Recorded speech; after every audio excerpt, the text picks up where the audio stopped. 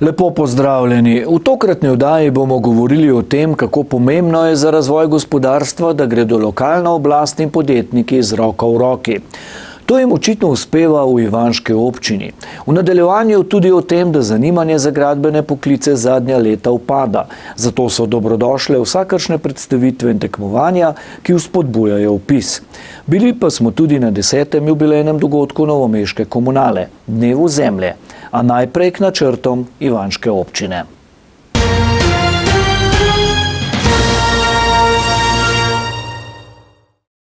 V Ivančni Gorici načrtujejo ureditev nove industrijske cone. Gre za pobudo zasebnika, ki so mu na občini prisluhnili, saj ima željo zemljišča prodati lokalnim gospodarstvenikom, ki želijo širiti svoje dejavnosti.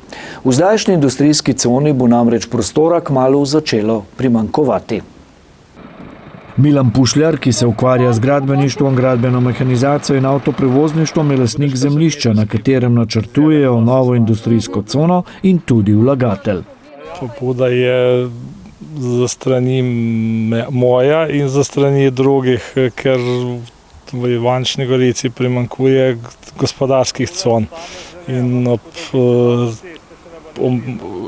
občina je pred 3 leti s svojim prostorskim planom omogočila, da sem dobil širitev hektar po pol za obrtne dejavnosti. Temu se je porodila ideja, ker sem bil lastnik večine zemljišč tukaj, da sem zmenjaval, da kupim. Spravil skupaj, cirka 20 hektarjev zemljišč. Ideja se je porodila spontano. Je pa, mislim, da so velike možnosti, zato ker dostop bo direktno iz Republiške ceste, ne posega v vas, ohranila se bo zelena cona, zvenduta gozda, tako da cona ne bo vidna z avtoceste, bo umeščena v gozd z dovolj zelenim površinom. Zgraditi bo treba vso komunalno infrastrukturo, od vodovoda, kanalizacije do cest. Je pa zanimanje veliko, tako da imam že v bistvu rezerviranih kar 70% površin. Je pa še nekaj prostih površin z možnostjo širitve cone v bodoče. Pa zemljišče bo podan skoraj izključno lokalnim prebivalstvom, tako da razrešimo problematiko, ki je izredno pereča. Ne glede, je pa na koncu za vsak zemljišče važna je cena, lokacija. In to mislim, da je odločujoče. Moje dejavnost zaenkrat imam, tako da bom obdržal tudi razširil moj območje industrijski, tako da bo na 4 hektarjih, ostalo bom pa oddal drugim oziroma prodal. Ta čas pripravljajo občinski podrobni prostorski načrt, ki ga bodo javno razgrnili. Če bo vse potekalo brez zapletov, naj bi ga sprejeli še pred zimo. Predvsem gre to za drugačen pristop, ker pri prejšnji coni je bil problem ta, da seveda zaradi zelo zahtevnih pogojev je potem tudi končna cena bila, marsikomu nedostopna, tudi v boljših časih še. Zato je bilo tudi kar nekaj težav z polnjenjem te industrijske cone. Tu pa seveda je postopek nekoliko drugačen in verjamem, da bo tudi potem končni rezultat takšen, ker tudi ni to na območju, ni ne na poplavnem območju, ne na kmetijskem območju in tudi ni, kolikor vemo, na območju, ki bi bil spomeniško varovan, tako da ne pričakujemo kakšnih dodatnih stroškov iz naslova zahtev Zavoda za varstvo kulturne dediščine. Da bi lahko zagotovili druge potrebne pogoje za nadaljnjo gospodarsko rast v občini, je treba razmišljati tudi o ureditvi ustrezne prometne infrastrukture, pravijo na občini. Pri tem mislimo seveda predvsem na obvoznico, na nadvoz nad železniško progo in krožišča tako pri Akrapoviču kot tule v centru Ivančne Gorice in pa na križišču med Marofom in vzgojno-izobraževalnim središčem.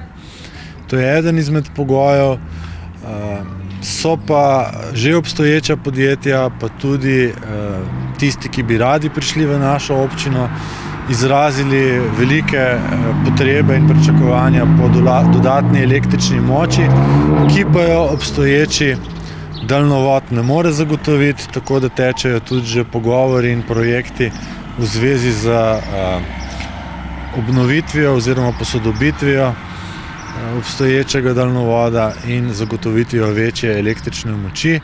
V zvezi s tem je župan z nekaterimi podjetniki že opravil prve razgovore na Elesu. Z Družbo za razvoj infrastrukture pa se pogovarjajo o gradnji obvoznice, ki je pomembna ne le za domačine, ampak tudi za podjetje Akrapovič. S to obvoznico bi imeli direkten dostop prek tega krožišča nadvoza, so praktično že skoraj na avtocesti in seveda je to za njih zanimivo, hkrati se pa tudi razbremeni promet skozi Ivančno Gorico in verjamem, da so zainteresirani in da nestrpno pričakujejo, da bomo lahko začeli delati na tem projektu. Tista cesta je tudi v pristojnosti države, in država je sicer določene stvari umestila v načrt razvojnih projektov, vendar pa sredstev ni in čakamo, da bomo prišli na vrsto. Občina bo in je pripravljena sodelovati, smo se tudi v tej smeri že pogovarjali, da smo pripravljeni, če je le mogoče, tudi določene stvari sami investirati. Bomo pa videli, kaj bo čas prinesel in kaj pravzaprav sploh dopušča zakonodaja z naše strani. V Ivančni Gorici sicer na gradnjo želene obvoznice čakajo že vrsto let.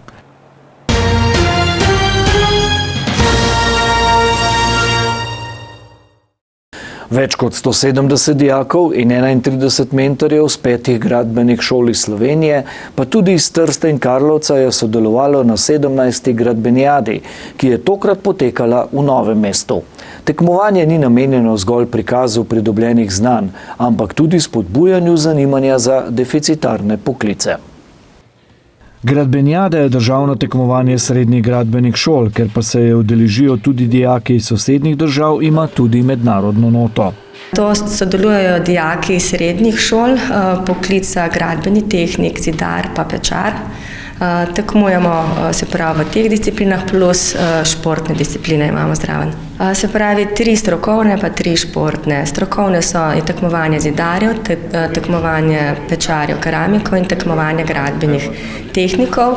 Na področju športa pa tekmujemo oziroma dijaki tekmujejo v košarki, na miznem tenisu in v nogometu. Strokovne naloge je ocenjevala zunanja komisija, ki so jo sestavljali predstavniki podjetij, športna tekmovanja pa sodniki. Pri strokovnih nalogih seveda je to natančnost, hitrost, pravilnost, pri športu je pa rezultat.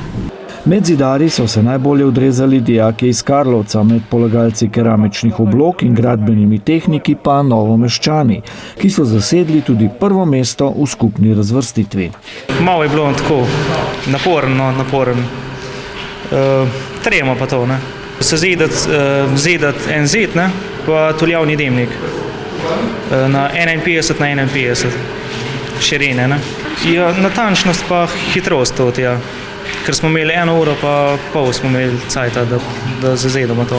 Bolj natančno je bolj tako. Tudi pri izgradni hiši ali pa kaj je bolj natančnost, kakor hiter. Ja. Dijaki so na tekmovanje prišli dobro pripravljeni. 3-krat smo imeli priprave za ta tekmovanje, 14 vrst smo pozidali, pa to je to. Pa 3 smo v ekipi, še te 2 kle. 2 dni prej, tako nekje, ja, smo se pripravljali. Narisali smo, na klas smo narisali to nalogo, pa smo pa začeli z malto, pa zidanjem pa to.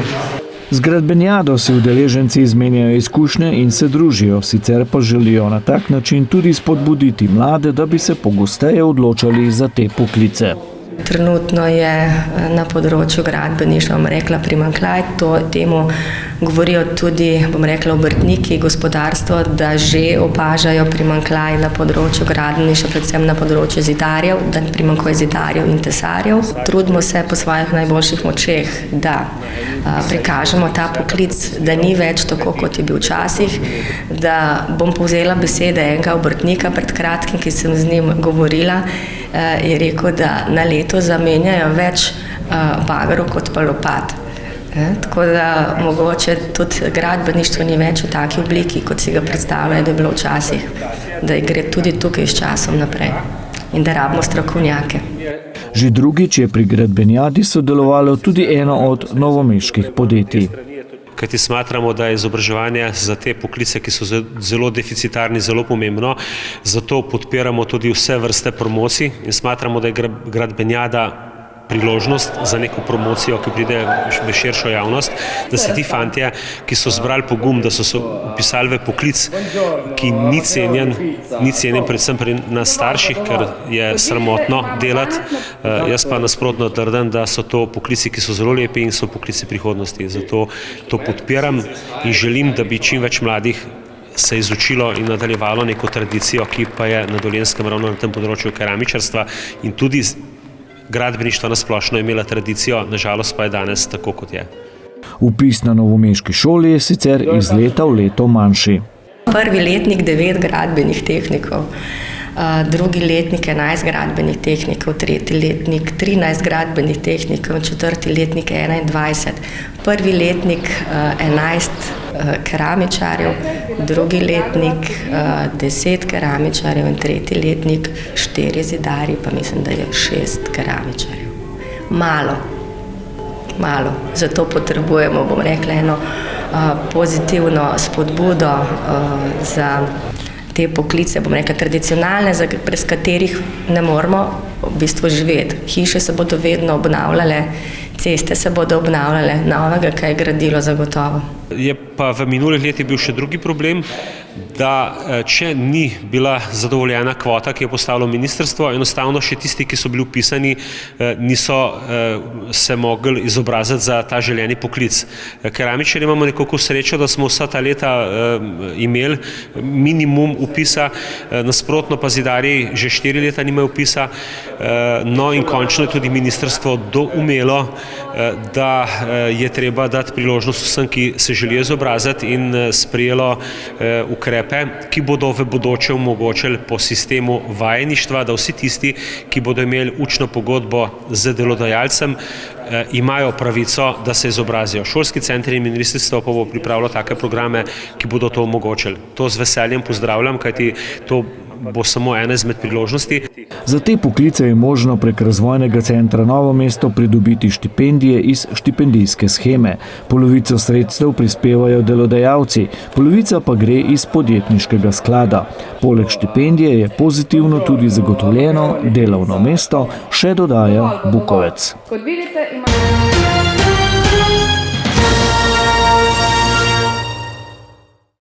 V zavesti ljudi nekako prevladuje, da so odpadki najpomembnejši na okoljevarstvenem področju, a imata pomembno vlogo pri okoljski ozaveščenosti tudi vodooskrba in odvajanje ter čiščenje odpadnih voda. Res pa je, da so odpadki na prvem mestu, poudarjajo v Komunali Novo mesto, ki želi številnimi akcijami že od predšolskih let vplivati na okoljsko zavest vseh občanov. Počastitev Dneva Zemlje in opomin, da je treba zanjo skrbeti, je 22. april minil v znamenju našega planeta, ekologije in razmislekov o tem, koliko prispevamo k lepšemu okolju. Na novomeškem glavnem trgu so vsakoletno prireditev ob Dnevu Zemlje sooblikovali učenci osnovnih šol, malčki iz vrtcev in predstavniki društev. Mi zmeraj rečemo, mladi so tisti, na katere se da vplivati, se jih da oblikovati in če njih dobro motiviramo, oni to prenesejo na svoje starše, na sosede, stare starše in se potem večja količina teh vseh ljudi, ki obvladajo. Jubilejno desetletje Dan Zemlje prirejajo mestna občina ter javni podjetji Komunala in Cerod. Ko smo pred 10 leti nekako razmišljali, kakšno vsebino dati temu programu, si zagotovo nisem predstavljal, da bomo čez 10 let doživeli tako razširitev in tak razcvet teh dogajanj. Začeli smo samo z nekaj osnovnimi šolami, potem seveda vključili vseh 15 osnovnih šol na Dolenjskem. Sedaj se nam priključuje že ostale šole, osnovne iz regije, od Šentruperta in še iz okolice, srednje šole, srednja šola Centra za biotehniko in turizem, šolski center, skratka ogromno društev, ki so nekako tematsko povezani s temi ekološkimi tematikami. To je 10. obletnica Dneva Zemlje. Sicer projekt EkoŠol traja že 13. leto. Komunala bo seveda ta projekt, ki je ključen na področju okoljskega ozaveščanja, tudi naprej podpirala. Želimo pa nasploh pri občanih vzpodbuditi to okoljsko ozaveščenost z drugimi projekti, to je predvsem pri ločevanju odpadkov in pa čim več zbiranja na zbirno-reciklažnih centrih. Na prireditvi je vrvelo od otrok iz 15 dolenjskih osnovnih šol, ki so se na stojnicah predstavljali z raznolikimi izdelki. Pripravljali smo te hiške pa različne naloge. Zdaj tle lahko mečejo pokrovčke v konzerve, pa različne naloge damo, odzadaj lahko pa skačejo na ristancu pa rišejo. Meni je zelo zanimivo zaradi tega, ker jih več pride in pa lahko daješ različne naloge in zelo rada to počnem. Učenci se na splošno v šolah veliko pogovarjajo o našem planetu. Pri urah naravoslovja sploh pa pač kako obvarovati pa biti eko. Na dnevu zemlje je sodelovala tudi osnovna šola Vauta-vas. Mi smo reciklirali tekstil, pa smo naredili majice, pa punčke iz tekstila, pa razne verižice iz plutastih zamaškov, zapestnice. Nekateri pa so ponudili okusne prigrizke. Pri nas na šoli imamo zeliščni vrt in so se zelišče posušile in pa so prvi razred je jih posušil do konca in izmlel pa naredil namaze. Potem pa nabrali še ta zelišča, ki so tle še sveža. Veliko šol se okolju prijazno obnaša vse leto. Na šoli že več let poučujem to interesno dejavnost, kjer učenke ustvarjajo iz odpadnih materialov nove dekorativne in uporabne izdelke. Že vrsto let sodelujemo že od začetka v programu Ekošole. Naši učenci, moram reči, da so zelo dojemljivi za stvari, ki jih počnemo. Vpeta je cela šola, vsi sodelujemo pri dejavnostih in mislim, da smo kar dosegli cilje, ki smo si jih zastavili. Recikliranje, sicer pa okolje kot celota v prostoru šolskem, v prostoru okolica šole in doma, na to varčevanje z vodo, z energijo, zdrava prehrana in sploh odnos do okolja, do energije. Temu pritrjujejo tudi učenke. V bistvu smo reciklirali odpadne materijale. Ogledate si jih lahko tudi na stojnici. Torej, kakšne materijale vse ste uporabili? Večinoma smo steklenice, pa plastenke. Nastali so pa lepi izdelki, kot naprimer flaše oblikovane v napis Slovenija, košarice in tudi še različne stvari, ki si jih lahko ogleda. Na prireditvi so se med drugimi predstavili člani društva Duh časa, ki od leta 2012 v dobrodelne namene zbirajo rabljeno računalniško opremo za socialno ogrožene.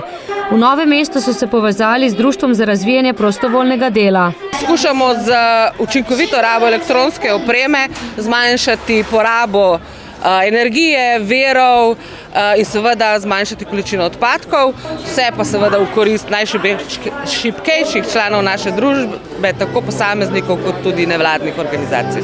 Dejavnosti računalniki za socialno ogrožene in dejavnost društva Vezje delamo to, da zbiramo rabljeno računalniško opremo, jo usposobimo s pomočjo odprtokodnih programov in podarimo socialno ogroženim in nevladnim organizacijam. Predstavili so se tudi člani športnih društev in prostovoljci kmetijskega ministrstva, ki so delili jabolka domače pridelave.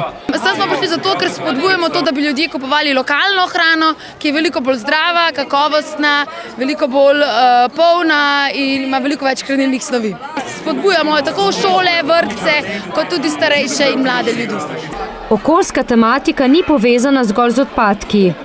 Potrebno, da se ljudje nekako začenjamo spraševati in zavedati, kakšen zrak dihamo, kakšno vodo pijemo, tudi glede odpadkov, ki je toliko krat že poudarjena tematika. Skratka, čisto na vseh področjih, ki nekako vplivajo tudi na celotno kvaliteto življenja. No, jaz, če gledam ali z vidika občana ali z vidika upravljavca odlagališča, kjer prihajajo še ti zadnji ostanki mešanih komunalnih odpadkov, sem vesel, ko sicer pogledam tabele in vidim, da količina mešanih komunalnih odpadkov pada, kar pomeni, da je ozaveščenost vseh nas v celi verigi boljša če jo primeren z zelo razvitimi, vemo, da so še koraki pred nami.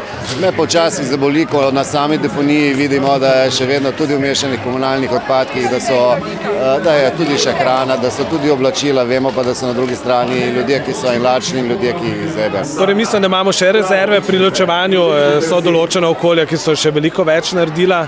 Mi moramo najti projekte oziroma procese, kako bomo dvigali odstotek ločenih odpadkov. V komunali si zato vse skozi prizadevajo.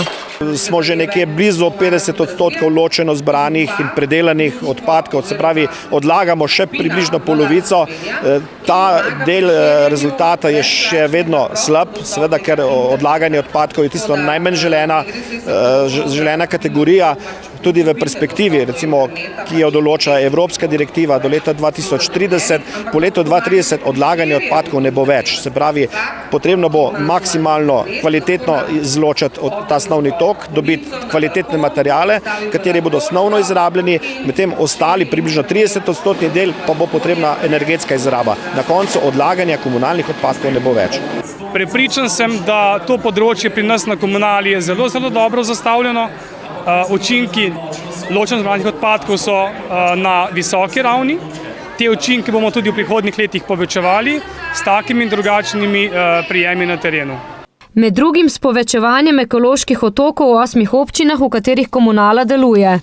Je pa treba po mojem predvsem delati na tem, da bojo občani videli tudi neko svojo korist v tem, da ločujejo. Se pravi, mora biti zmagovalna kombinacija, da bo občan, ki bo ločeval odpadke, vedel, da to ločuje zato, da bo imel nižjo ceno odlaganja smeti.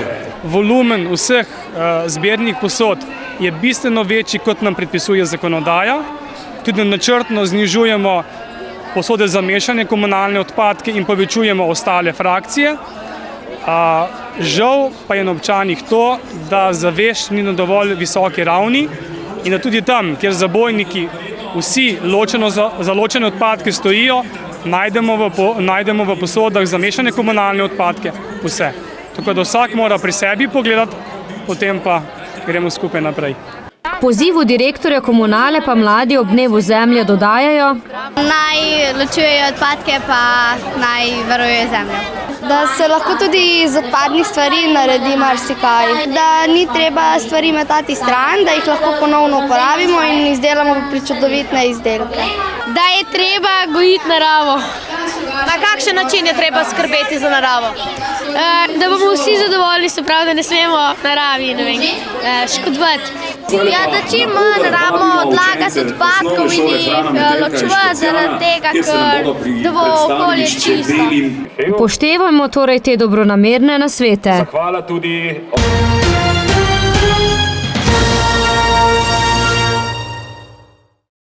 Tudi v zadnjem prispevku ostajamo na okoljskem področju.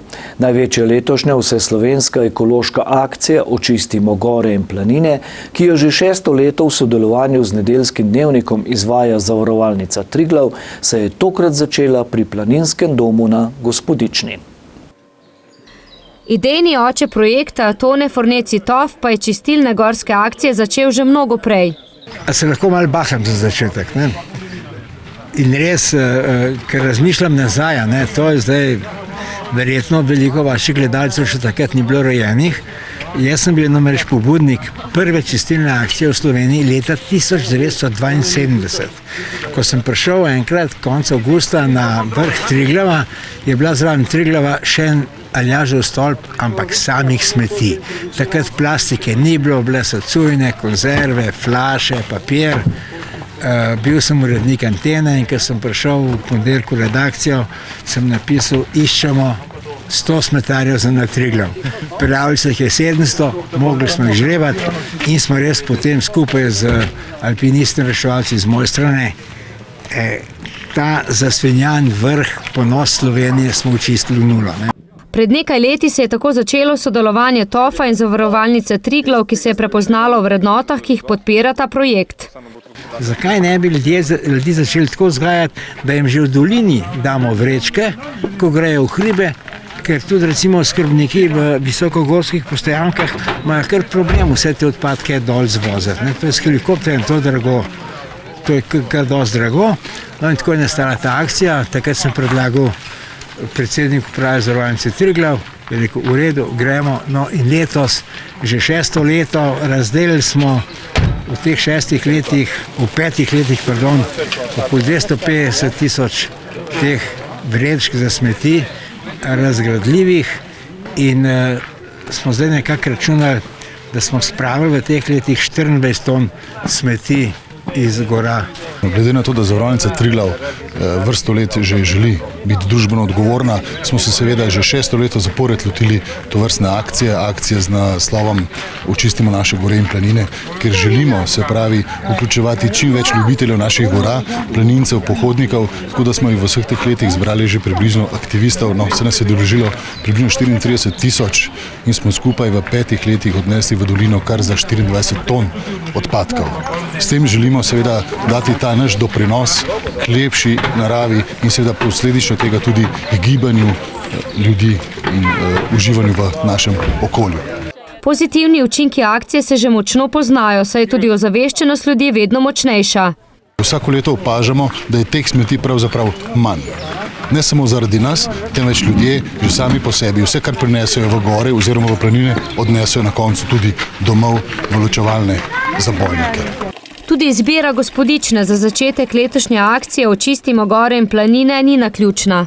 Jaz moram priznati, da sem nekoliko pozno odkril Belo krajino in Dolenjsko. V glavnem smo se podili po gorenjskih hribih in sem ugotovil, kako je pravzaprav tukaj v Beli krajini na Dolenjskem, kakšni lepi predeli so, ki jih pa Slovenci kar malo ne poznamo. Zato je bila tudi moja želja in ideja, da imamo otvoritev letošnje akcije na Gospodični, zaradi tega, da bi upozorili, imamo tudi v planu narediti dolenjsko planinsko transverzalo,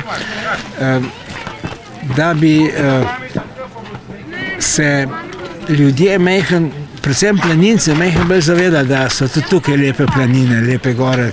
Akciji se je priključila tudi Gorska reševalna služba, ki je predstavila svoje delovanje in opremo. Ja, predvsem je namen preventiva. Gorska reševalna zveza Slovenije in Zavarovalnica Triglav sodelujeta že nekaj časa. Predvsem je poudarek, kot sem rekel, na preventivi in danes je tukaj zelo veliko otrok. Otroci so pa tisti, za katere jaz mislim, da moramo že v osnovi poskrbeti, da jih iz mladega naučimo, da je pripravljeno, se pravi preventiva zelo pomembna za obiske kjerkoli, Sredogorju, Visokogorju. In s tem namenom smo tudi mi prišli danes sem. Za čistočo Gorjancev pa skozi vse leto skrbijo tudi domači planinci. Mi skrbimo celo leto, imamo zato tudi odsek za varstvo gorske narave in jaz redno prihajam na Gospodično in z mojo drago vsak dan z vrečo pobirava, karkoli najdeva. Tako da ta pot iz Gaberja do Trdinega vrha je čista. Naši Gorjanci so tako lepi, da nisem nobene smeti najdel.